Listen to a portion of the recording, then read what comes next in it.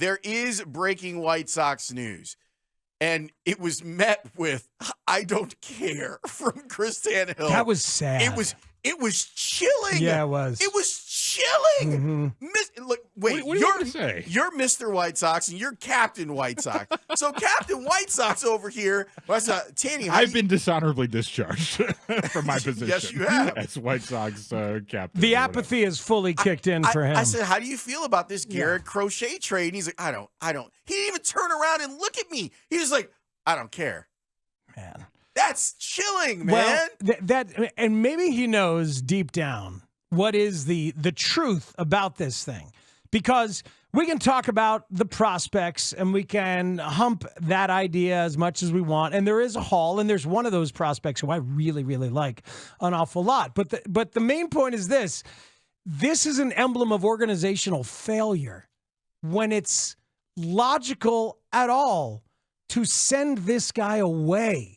You know how hard it is to hit on the number 11 draft pick and 4 years later have the guy with the best strikeout rate of any starting pitcher in baseball? They nailed it. And it's so difficult to do that. It's the number 11 pick in the draft, and you took a guy with a spotty injury history, and however it happened, you took him in 2020. There are only 4 All-Stars from that draft around Major League Baseball. Wow. One is Jordan Westburg. The other 2 are Braves picks. Spencer Strider at 126, Bryce Elder at 156.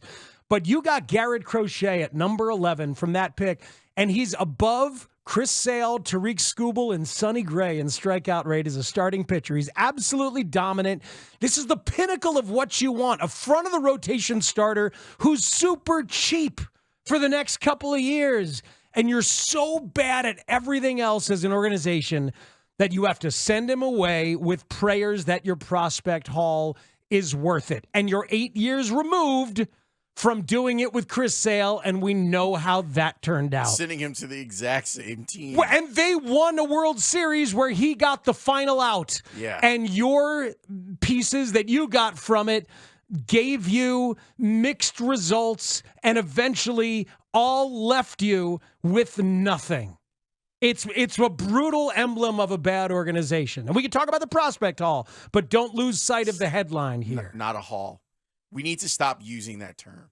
Like, we really do, because it's questionable, because you saw it play out here with the Sale trade. Well, you know how good Moncada is and where he ranks. Wasn't he the number 1 prospect in baseball when they made that trade? He was top 5. He was, Lawrence, and that's the thing about that. You know, the guys from that trade, Moncada, Kopech, Luis Basabe, who never made the major leagues with the White Sox, I don't believe. So that goes to show, like, with these trades, like, one guy is ultimately just never going to make it, and you're lucky if one guy is even an all-star out of these hauls. You know? Right. But no, it's 4 of the Red Sox top 14. And it is one clear top 100 guy in the catcher, Teal, and another one just on the outside in the outfielder, Braden Montgomery.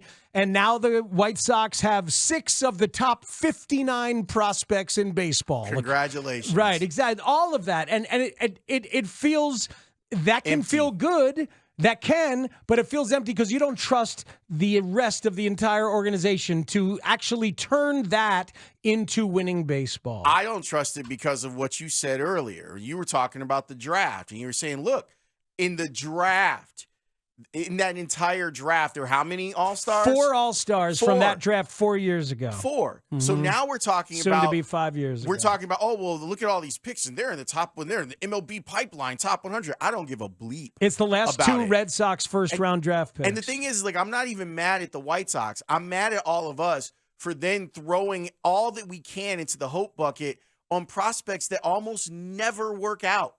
Like, and the Sale trade, that's why I mentioned the Moncada thing. Moncada was a can't miss. Yeah. Moncada was that dude. All of those things. And now what? You're 8 years later, and look what happened. They did ask for Rafael Devers, and the Red Sox said no 8 years ago. Right, because... They also asked for Andrew Benintendi They in that did. deal. And they got him. And the Red Sox said no. Kenny gets his guy. Where were you headed in your mind when you were thinking about the roots of White Sox apathy? It's what you're saying, and it's the way that Captain White Sox, Chris Tannehill, reacted to it. It's the idea of being so far away. Like, it's because it's not like Garrett Crochet is 30. You know what I mean? Where you're going, well, by the time we get good, he's only going to be, you know what I mean? Like, it's the fact that you had this young pitcher who you had figured out how to make work, who's still, 2 years of control left? Yeah. All of the things that you hope for in rebuilding, like having someone to rebuild around, it's all the things that you hope for, but the situation for the White Sox is so dire. It's why I didn't want to trade Crochet during the year last year, and I took crap for it every Sunday morning on Hit and Run, and eventually I weakened because it does make logical sense because of how far away they are. It's embarrassing how far away they are. It's very sad. And so even though I was struck by Tanny's reaction to it, I get it. I get the White Sox fan. It's like, yeah, it sucks that he's going to be pitching for someone, and we'll be here next year, and Tanny will have a Garrett Crochet 10 strikeout highlight from him, and we'll have to be like, yeah, that guy was here. You drafted him, you developed him, you figured out how to use him as an organization through two different regimes. You finally figured out how to get him to the place where you wanted him to be, and then at the end of it, it's, well, we're so bad, it doesn't make sense. We're not going to spend money in free agency. The best thing that we can do as an organization is take as many lottery tickets as we can on trades and hope that there is an all-star player that comes back in this trade years and years from now. Well, Kyle Teal, the catcher, it's hard for me to get excited, even though he was like the Red Sox catcher of the future. Yeah, but catchers get pushed. Exactly. Catchers get pushed because the position is so hard to come by, and catchers are weird in terms of how they develop. I think you should be excited. If you want to get excited about one of these guys, Braden Montgomery has real power and a beautiful swing as a switch-hitting outfielder. 2 years at Stanford, and then he took crazy NIL money to go to Texas A&M and transfer. Smart man. And he got hurt there. In the playoffs in the College World Series, or maybe it was the conference championship. But either way, he hasn't played a pro game yet. So he was their first-round draft pick last year, but wasn't able to play. Now he's getting healthy. But that is a beautiful five-tool player who went to Stanford and was a two-way guy. Throws 98 as a pitcher. But that arm in right field really plays. This is a legit five-tool dude with great power. And I talked to a baseball scout who absolutely loves him. And you know what you just described? Yohan Moncada. Well, that was a third baseman, but I also described Kevin Alcantara. But I'm saying sure. five-tool player with power. Yeah, I hear you, man. But there's a lot of left-handed pop there. He's a switch, but he's the left-handed pop. Stop, man. Stop. Spiegs, I appreciate you trying to educate the folks. I'm trying to educate the folks. Because there are probably one or two people out there who still care about the prospects. But after you've seen what happened here, the last, look, man, a fan base should only have to deal with a rebuild every 25 years or so. That's the problem, is they're asking you to do it again, and you so just quickly. did it. Yeah. Wait, so it's not 2 every 5?